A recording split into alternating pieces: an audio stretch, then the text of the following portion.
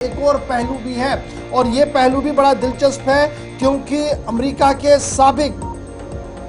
Defence secretary کا بڑا بیان سامنے آیا ہے اور ڈیفنس سیکریٹری کا جو بڑا بیان سامنے آیا ہے اس میں بھی انہوں نے اس بات کا اشارہ دیا ہے کہ ایک اور محاذ کھلنے والا ہے اور یہ محاذ اب کی بار ایران ہوگا۔ اسرائیل کسی بھی وقت ایران کے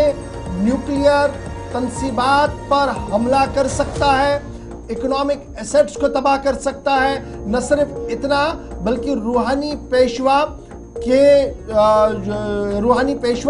جہاں پر رہائش پذیر اس وقت ہے آیت اللہ خامنئی، ان پر، صدر پر اور اسلامک ریولیوشنری گارڈ کا جو مرکزی کمانڈ سینٹر ہے اس کو بھی تباہ کرانے کا منصوبہ تیار کیا گیا ہے اسرائیل کی طرف سے، اور یہ بات جو ہے وہ سابق U S defence secretary Mark Esper کی طرف سے سامنے رکھی گئی ہے بات۔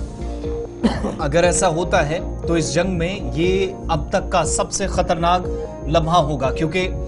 امریکہ کا پہلا بیان بتاتا ہے پچھلے ہفتے کا، جب اسرائیل پر میزائلیں داغی گئی تھی تل ابیب کے آس پاس 200 کے آس پاس، جن میں 181 بیلسٹک میزائلز تھی، ایران کی طرف سے حملہ ہوا تو اس وقت وائٹ ہاؤس کی طرف سے پہلا سٹیٹمنٹ آیا کہ یہ سٹیٹ نے سٹیٹ پر حملہ کیا۔ اسی دن یہ صاف ہو گیا تھا کہ جوابی کارروائی کیا ہو سکتی ہے۔ دوسری ایک اور رائے قائم کی جا رہی ہے کہ اسرائیل جوابی کارروائی کی جب تیاریاں کر رہا ہے تو اس کے اثرات کیا ہوں گے وہ یہ سوچ کر فی الحال اس کو اور تاخیر میں ڈال رہا ہے۔ التوا میں چیزیں جا رہی ہیں صرف اس لیے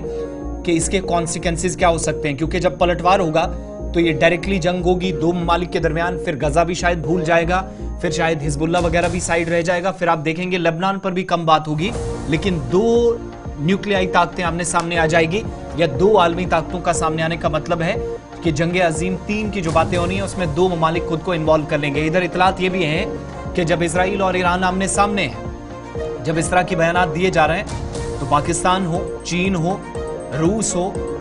یا پھر اس کے علاوہ دیگر کئی ممالک جنہوں نے ایران کے ساتھ کھڑے ہونے کا اور حمایت کا مکمل طور پر اعلان کر دیا ہے، جبکہ اسرائیل کے ساتھ امریکہ نے اب تک وہ یہ کہہ رہا تھا کہ وہ بالکل خاموش رہے گا کم سے کم اس معاملے پر، اور نہ وہ اس حق میں ہے کہ اہم ترین جوہری تنصیبات کو ایران کے اندر نشانہ بنایا جائے۔ اسرائیل کی وہ سپورٹ نہیں کرے گا، لیکن یہ جو بیان ہے، جو خبر آپ دیکھ اور پڑھ رہے ہیں، اس سے یہ بات صاف ہوتی ہے، عیاں ہوتی ہے کہ صورتحال یہاں سے مختلف اور خطرناک بن سکتی ہے۔ اس سے آگے سچویشن جب بگڑے گی تو آپ دیکھیں گے مرکز